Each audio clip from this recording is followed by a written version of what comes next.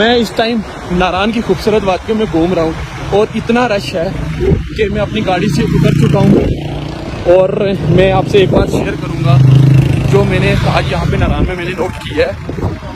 असल में लोगों ने पिछले कुछ 2-3 साल पहले मैरी में जो एक प्रॉब्लम हुई थी उसमें लोगों ने मैरी वालों को बहुत बुरा भला कहा था। जो मेरा पर्सनल एक्सपीरियंस है, मुझे नहीं लगता कि अब मैरी वालों को आप लोगों को बुरा भला कहना चाहिए। नारान वालों ने तो आखिर कर दिया भाई, एंड कर दिया नारान वालों ने।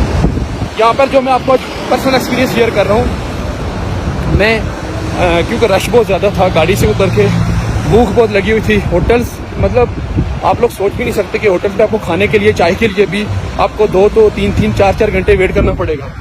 तो मैं पकौड़ों के लिए नीचे उतरा हूँ।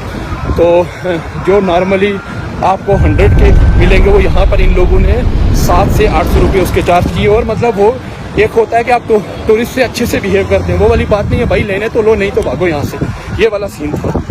तो और उसके अलावा होटल्स के रूम, भाई जो रूम नॉर्मली यहाँ पे 4,000-5,000 का जो रूम मिलता है, इन लोगों ने उस रूम के तकरीबन 15 से 20 हज़ार लोगों से चार्ज किए।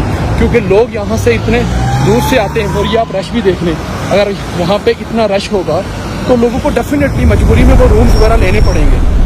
तो यार क्या है, हम लोग कहाँ जा रहे हैं, मेरी ये समझ से बाहर है कि एटलीस्ट यहाँ की जो लोकल इंतज़ामिया है उन लोगों को इसके बारे में सोचना चाहिए यार, देखना चाहिए कि ये क्या चल रहा है। लोग जो